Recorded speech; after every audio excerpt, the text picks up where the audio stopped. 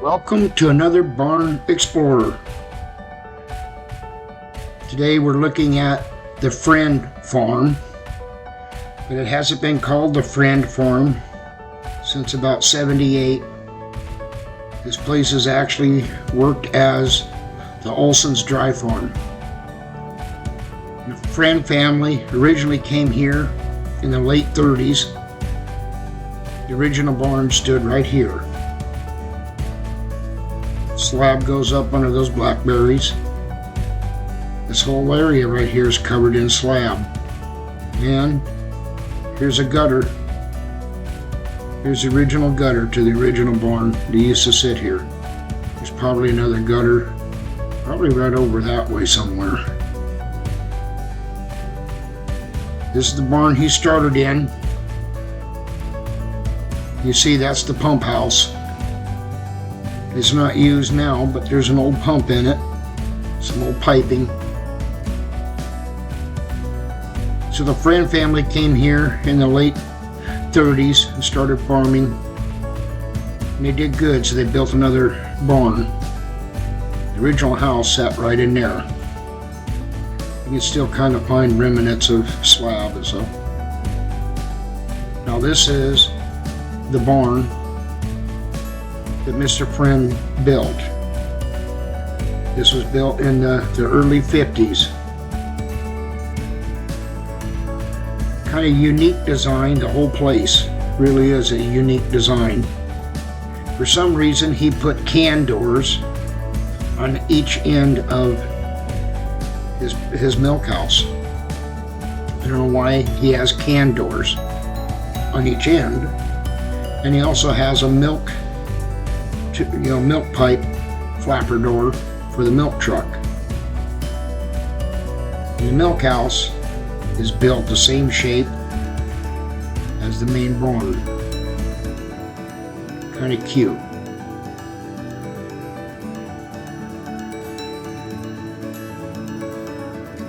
So we'll go in and take a peek.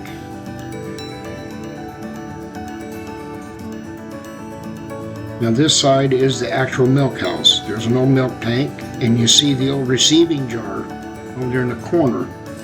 That would receive the milk straight from the parlor. And once it got full, it would trip and empty into the tank. This was the pump room. Pump sat right in there. Vacuum pump.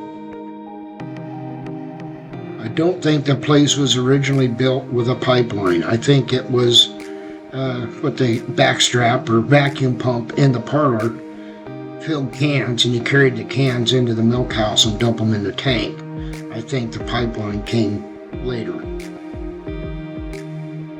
Now this is an old surge parlor. It's a side opener. There's one door to let the cow in, shut it behind her, and one door to let the cow out. Here's something. Owl pellets. Every barn needs owl pellets. Now this design is unique. It works the opposite of a Roman arch. Instead of pushing down, it pulls down. These timbers, these 2x6s, is what gives the barn floor its strength. The heavier the weight, the stronger the floor. Kind of a floating floor, if you will. It hangs literally on those 2x6.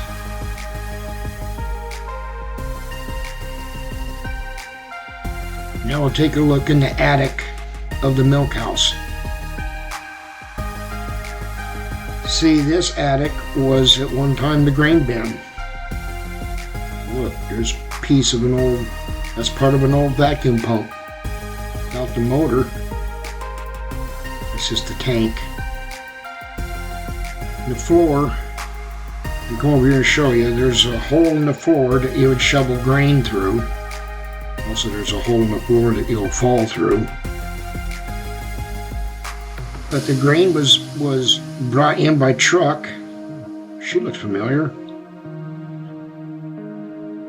The grain was brought in by truck, and they had their little chute that would blow it up in here. Then a farmer would have to come up here and shovel the grain to one side of the building or the other to get it into the grain chutes so it would go into the parlor. See, that's where the grain would come in. The grain truck would put a big tube up in there with a corkscrew in it.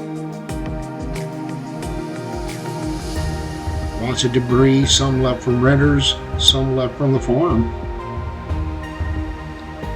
That was the grain bin until that came on the place. That replaced it. Berries. They will bury anything and pull it down.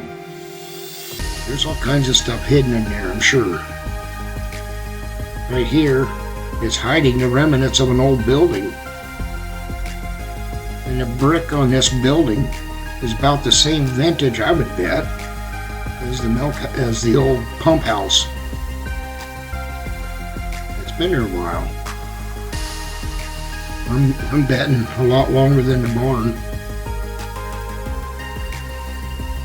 Them blackberries, they take over. See, it's wide open out here. It's beautiful out here.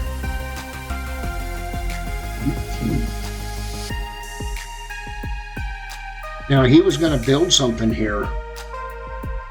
There's stalls, scraper alley, but it's right on top of the manure tank. So that's a huge tank. And this is the scraper slit. So when you're scraping manure out of the barn and out the slab, you scrape it into this slit. That's sod. See? That's sod right there. If you step on that, you'll punch right through. And those things hurt. Speaking from experience. Now these feeders, this is a feeder. They're pre-formed, pre-poured, and hauled and delivered. They're kind of like a square bottom U. And they all lock together. Make them as long as you want. Now this is a loafing shed. Originally, it was all open in here. Just one great big room, and the cows could come through and lay down wherever they wanted. Somebody added a wall here later to help separate the cows that were waiting to be milked from the cows that have already been milked. That would have been the exit door coming out of the parlor. Mr. Olson, who used this place, who owns it now, used it for dry cows and heifers. He's the one that added the rung stalls, put in the scraper alleys.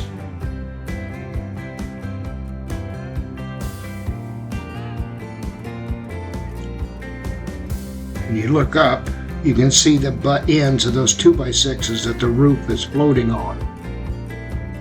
It really is quite ingenious, a unique design. And this is the only barn I've seen like this. I did a little bit of looking into it, researching it, and yeah, the engineers that designed it said it's just like the Roman arch. This was a big, wide open barn. This would have been the stairway to go up into the parlor. This is what the cows would have seen. Now these are hay chutes. And I actually believe that they are original to the barn. And I think there might have been a feeder along this wall at one time. The way they're designed, it looks like you could dump hay out both sides. Booby trap. Got to get through this wire. Now, those are the hay chutes. Doesn't make no sense to me because you shovel hay down that and it would drop through the floor of the loft, come down that chute, but then you'd have to come out here and shovel it from there over to the feeder. Now these are lockers.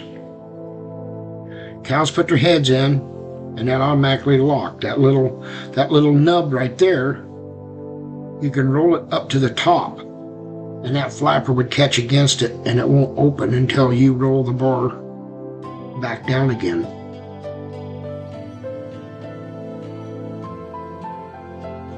Those are lockers. You can do one at a time or do all of them. Now this is silage feeder, and they put a plastic liner in the bottom of it. Reason being is silage is very acidic, and silage will eat cement. There's the silos right there. Now Mr. Olson put this tent in, give him extra space, and he had his younger calves in here. They weren't quite big enough to be with the herd. Now farming is very dangerous. And case in point right here, the history in this place. So sitting right here was a tractor. Sitting right there was a silage wagon. The young man that took over the farm from his dad, for some reason, without shutting the silage wagon off, reached into the silage wagon. The beaters caught him and drug him into it, and he was wrapped around 3 silage beaters. That's where they found him. And his death killed the farm. Left 2 little kids and a widow. Here's an interesting gate.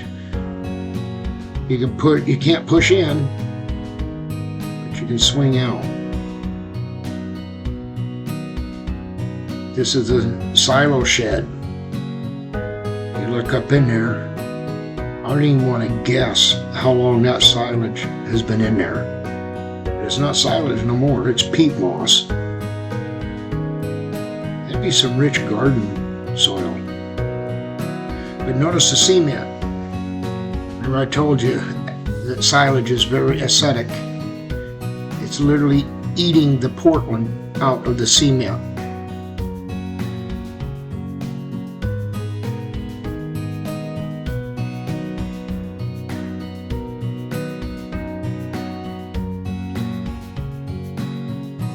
Now when the friends came on this place, this was all a cedar forest. They had to log and clear all this land so he could farm it, have enough land to raise feed for his cows. So not only was he a farmer, he had to be a logger too. But that's how they did it in those days. It was a rough life and they worked hard. Those people worked hard.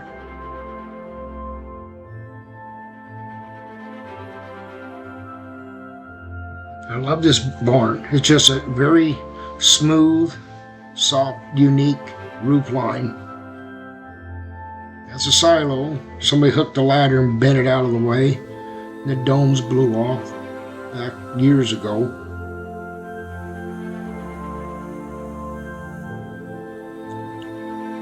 More blackberries everywhere. If you leave them unchecked, they'll take over. They're horrible.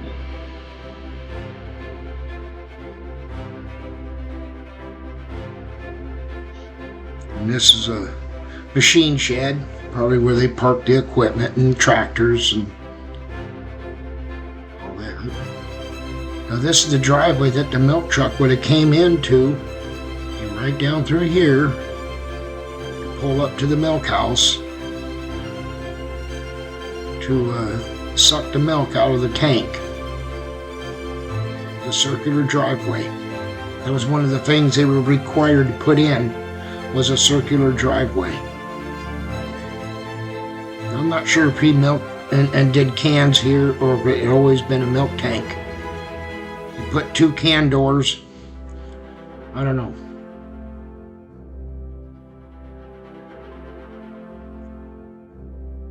Now there's a little shed buried in here. Mr. Olson and I were looking at it, and I think it's a chicken coop. I think it's a really fancy chicken coop, but I think it's a chicken coop. Built in a brick, and that's the same vintage as the barn, but it's a low roof, not very many windows.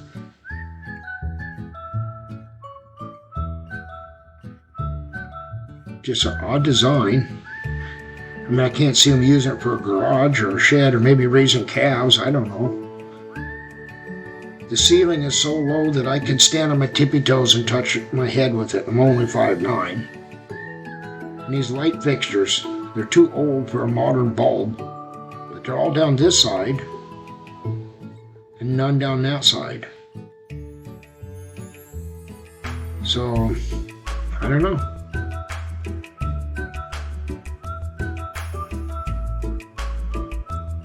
So this was the Freind Farm, and a reminder of how much safety is important in this job. That young man's death ended this farm, and never milk cows here again. I want to thank the Olson family for allowing me to record their barn. Thank you for coming with me.